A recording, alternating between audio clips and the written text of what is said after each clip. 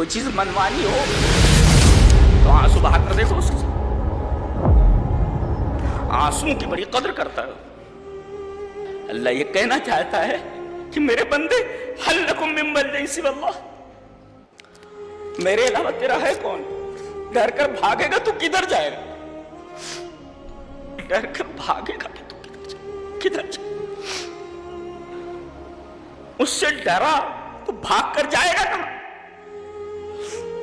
میرے سوا تو تیرا کوئی ہے ہی نہیں, بھاگنا کدھر؟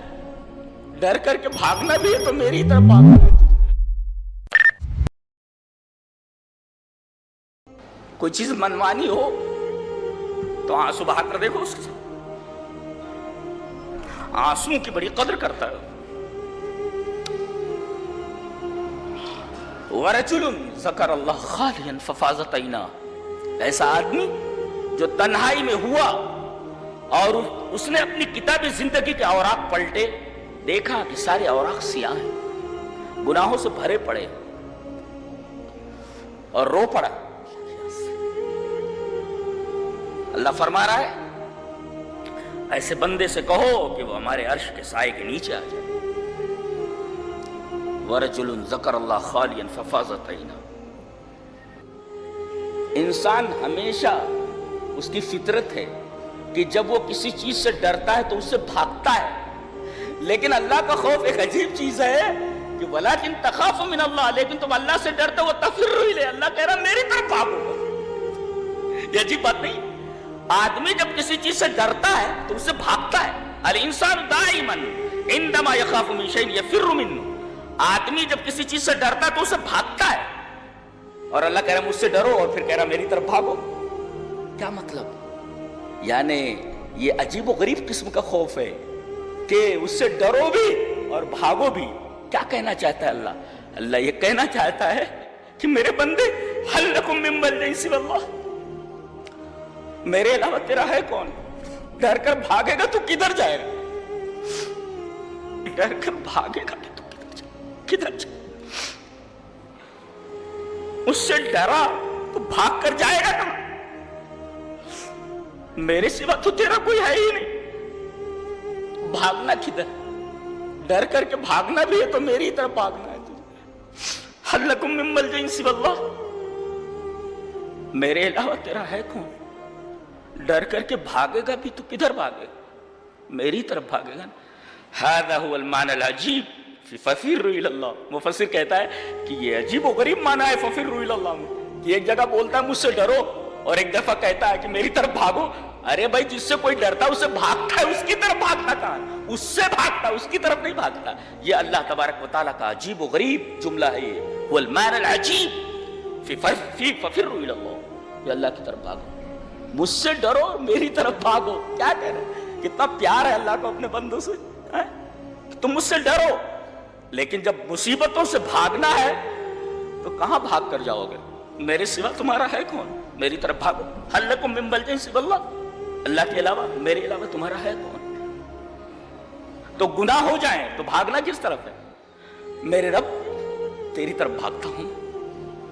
بچے سے کوئی غلطی ہوتی ہے, ماں اس کے بال پکڑ کر کے پیٹنے لگتی ہے, اور جتنا مارتی ہے اس کو وہ اپنی منڈی اس کی آغوش میں گھسایا جاتا ہے, اتنا لپٹتا جاتا ہے اپنی ماں سے. تو میرا رب کتنی محبت کرتا ہے اپنے بندوں سے, ماں سے بھی زیادہ محبت کرتا ہے. بچے کو ماں مارتی ہے تو بچہ بھاگتا تھوڑی ہے, جتنا مارتی ہے اس کی گود میں اتنی منڈی ڈالتے چلا جاتا ہے. اللہ نے فرمایا میں تم سے بڑی محبت کرتا ہوں. اب بتاؤ جو رب اپنے بندوں سے اتنی محبت کرے وہ کتنی محبت کے لائق ہے؟ اندازہ لگائیے. میں تو کہتا ہوں جس طرح وہی عبادت کے لائق ہے کہ اس کے سوا کوئی عبادت کے لائق نہیں, ایسے ہی کائنات کی کوئی ایسی شے نہیں ہے جو اللہ سے زیادہ محبت کے لائق ہو.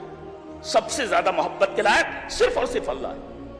جس طرح اللہ ہی عبادت کے لائق ہے, سچی محبت کے لائق بھی اللہ ہی ہے, اس کے سوا کوئی نہیں. تو عبادت اسی کی جائے اور سچی محبت صرف اسی سے کی جائے. ھذا ھو المعنى العجیب فی ففروا الی اللہ، اللہ کی طرف بھاگو. ھل لکم من ملجأ سوی اللہ، مجھ سے ڈرو بھی اور میری طرف بھاگو بھی. میرے سوا تمہارا ہے کون؟ تو گناہ ہو جائے، کوئی پریشانی آ جائے تو بھاگو اس کی طرف. اس کے سوا بھاگ کر جاؤ گے کہاں؟ کہیں نہیں جا سکتے، کہیں نہیں جا سکتے.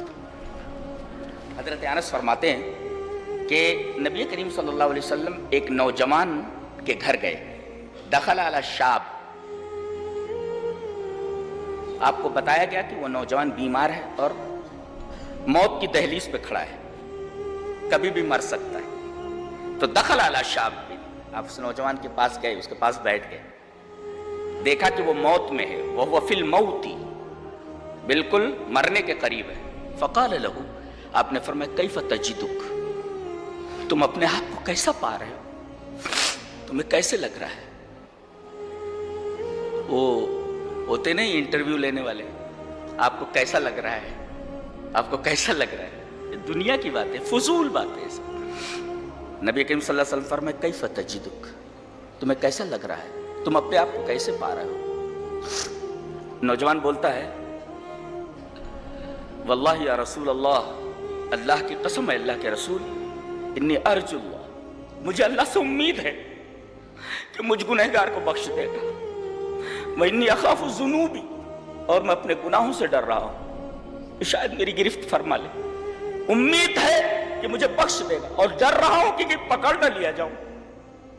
تو ایک تو اللہ سے امید ہے مجھے کہ مجھے بخش دے گا وہ میرے گناہوں کی، اس لیے کہ وہ بہت زیادہ محبت کرتا ہے بندوں سے، تو مجھے معاف کر دے گا. انی ارجو اللہ، اللہ سے امید ہے مجھے کہ مجھے معاف کر دے گا. وانی اخاف ذنوبی، اور میں اپنے گناہوں سے ڈرتا ہوں. تو ایک طرف امید ہے بخشش کی اور دوسری طرف اپنے گناہوں کا ڈر ہے. نبی کریم صلی اللہ علیہ وسلم نے فرمایا، بڑی پیاری بات ہے، لا یجتمعان فی قلب عبد فی مثل ھذا الموت، ایسے مقام پر، جس مقام پر تو کھڑا ہے کہ اب دنیا سے جانے والا ہے، ایسی جگہ اللہ تبارک و تعالی اگر کسی بندے کے اندر دو چیزیں جمع کر دے، امید اللہ سے اور دوسرے اس کے گناہوں کا خوف، تو آتاہ اللہ مما یرجو، جو وہ امید کر رہا ہے اللہ اس کو دے دے گا. وآمنہ مما یخاف، اور جس چیز سے ڈر رہا ہے اللہ اس سے امان دے دے گا. اللہ اکبر. تو دعا یہ کرو کہ اللہ اگر موت دے تو اس نوجوان کی طرح موت دے، کہ اللہ سے بخشش کی امید ہو. انی ارجو اللہ، کہ اللہ مجھے معاف کر دے گا میرے لاکھوں ہزاروں گناہوں کے باوجود. اللہ سے کبھی نا امید نہیں ہونا ہے، اس کی رحمت سے کبھی مایوس نہیں ہونا ہے. اگر کوئی آدمی دنیا بھر کے گناہ کر لے اور یہ کہے کہ اتنے گناہ کر لیے ہیں میں تو جہنم میں ہی چلا جاؤں گا، میں بخشا نہیں جاؤں گا، یہ اللہ تبارک و تعالیٰ کی رحمت کی توہین ہے. اللہ کی رحمت کی توہین نہیں، اس لیے کہ اللہ تبارک و تعالیٰ کی رحمت تمام گناہ، تمہارے گناہ کتنے بھی بڑھ جائیں اللہ کی رحمت سے بڑے نہیں ہو سکتے، وسیع نہیں ہو سکتے. لہذا اللہ تبارک و تعالیٰ کی رحمت سے مایوس ہونے کا کوئی سوال ہی پیدا نہیں ہوتا. تو اللہ سے امید ہو، دعا کرو کہ یہ دونوں چیزیں موت کے وقت نصیب ہوں، جیسے اس نوجوان کو نصیب ہوئی اور نبی کریم صلی اللہ علیہ وسلم نے اس کو خوشخبری سنائی.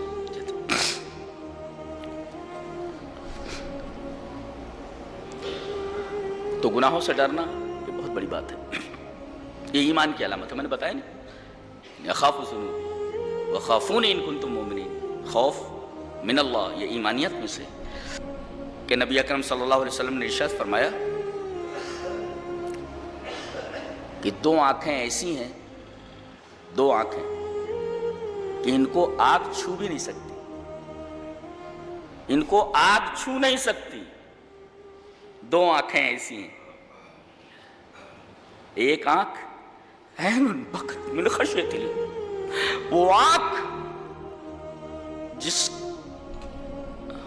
آنکھ کہ اللہ کے ڈر سے اس سے آنسو نکل پڑے، عین بکت من خشیت اللہ.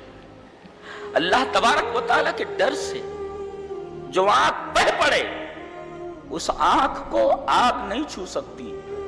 میں نے بتایا تھا نا کہ اللہ تبارک و تعالیٰ کو ایک تو اپنی تعریف بہت پسند ہے اور دوسرے بندوں کی آنکھوں سے نکلتا ہوا آنسو اسے بہت پسند.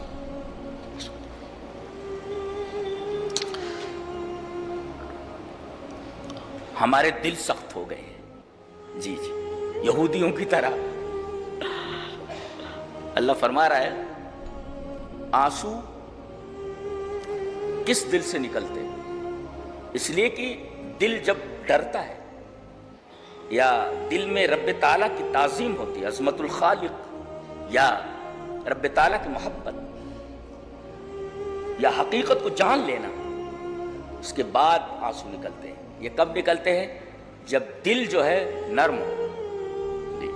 اگر سخت ہو جائے، اللہ نے فرمایا ثم قست قلوبکم من بعد ذلک فہی کالحجارہ او اشد قسوہ.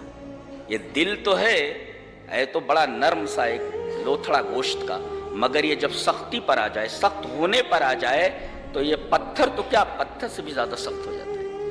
اور جب یہ پتھر سے زیادہ سخت ہو جائے تو پھر رب کو رب نہیں مانتا ہو. دیکھو انبیاء کی اولاد ہیں، یہ یہودی انبیاء کی اولاد ہیں. موسیٰ علیہ السلام سے بول رہے یا موسیٰ ادع لنا ربک، اے موسیٰ اپنے رب سے دعا کرو. اچھی بات نہیں ہے؟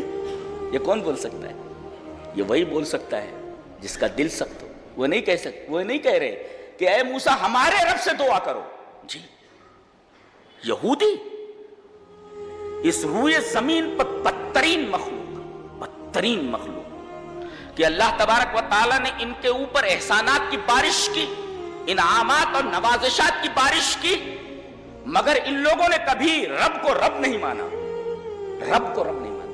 موسیٰ سے کہہ رہے یا موسیٰ ادع لنا ربک، اے موسیٰ تم اپنے رب سے دعا کرو. کتنی بدبخت قوم ہے، بتاؤ کتنی بدبخت قوم. وہ موسیٰ تمہارا رب اپنے رب سے بولے اذهب انت وربک فقاتلا انہا ہو رہا، جاؤ تم اور تمہارا رب لڑو، ہم یہاں بیٹھے ہوئے ہیں. اذهب انت تم وربک تمہارا رب، ربنا نہیں کہہ رہے ہو. تو بڑے خوش نصیب ہیں آپ کہ جب آپ کہتے ہیں غیر المغضوب علیہم ولا الضالین، میرے رب ہمیں مغضوب علیہم کا راستہ نہیں چاہیے. جن لوگوں نے تجھے کبھی رب نہیں مانا، ہم تو تجھے اپنا رب مانتے ہیں اور تجھ سے محبت کرتے ہیں. یہ بڑی بات ہے. تو گویا کہ جب ہم کہتے ہیں غیر المغضوب علیہم، گویا کہ اس بات کا اقرار کرتے ہیں کہ میرے رب ان لوگوں نے تو تجھے اپنا رب نہیں مانا، میرے رب ہم تجھے اپنا رب مانتے ہیں. دعا کرتے ہیں ربنا، دعا کرتے ہیں رب اللہ. تو ایک تو وہ آنکھ بکت من خشیت اللہ، اللہ کے خوف سے رو پڑے، اور دوسرے وعین باتت تحرس فی سبیل اللہ، سرحد کے اوپر، مسلمانوں کی سرحد کے اوپر جو آنکھیں جاگ کر اس کی حفاظت کریں، بارڈر کی حفاظت کریں، ایسی آنکھیں جو جاگ کر حفاظت کریں، وہ بھی آگ انہیں مس نہیں کر سکتی، آگ انہیں چھو نہیں سکتی. تو سب سے بڑی چیز ہے کہ ہم اپنے دل میں اللہ تبارک و تعالیٰ کا خوف پیدا کریں، اللہ تعالیٰ کا ڈر پیدا کریں. یہ ڈر ہی بنیاد ہے ایمانیات کی، بہت بڑی چیز ہے. اگر اللہ کا خوف دل سے نکل جائے پھر بندہ اپنے نفس کے تابع ہو جاتا ہے. اسی وجہ سے نفس کو اور خوف کو ایک جگہ لایا گیا ہے. دیکھیں وَأَمَّا مَنْ خَافَ مَقَامَ رَبِّهِ وَنَهَى النَّفْسَ عَنِ الْهَوَىٰ. دیکھ رہے ہیں آپ، خوف اور نفس کو ایک ساتھ لایا گیا ہے. وَأَمَّا مَنْ خَافَ مَقَامَ رَبِّهِ وَنَهَى النَّفْسَ عَنِ الْهَوَىٰ، جو اپنے رب کے سامنے کھڑے ہونے سے ڈر گیا، وَنَهَى النَّفْسَ عَنِ الْهَوَىٰ، اور اپنے نفس کو حرام خواہش سے روک لیا. آج کل تو ایسا ٹرینڈ نکلا ہے، اعلانات آتے ہیں، بہت ساری کلپس آتی ہیں جن کے اندر یہ ہوتا ہے کہ آدمی کا دل جو چاہ رہا ہے اسے کرنا چاہیے. یعنی یہ کہنا چاہ رہے ہیں کہ اپنے نفس کی خواہشات کو، اپنے نفس کو بے لگام چھوڑ دو اور وہ دھڑلے کے ساتھ اپنی تمام خواہشات کو پورا کرے.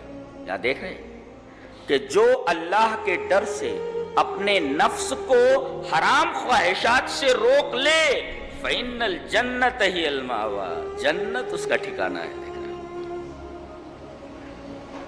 تو ڈر کر کے آپ کو کیا کرنا ہے؟ اور آپ کے دل میں اللہ کا خوف، اس کی دلیل کیا ہے؟ دلیل یہ ہے کہ آپ اپنے نفس کو حرام خواہشوں سے روک رہے ہیں، حرام خواہشوں سے، اور پھر اس کے لیے بدلہ بھی بہت ہے.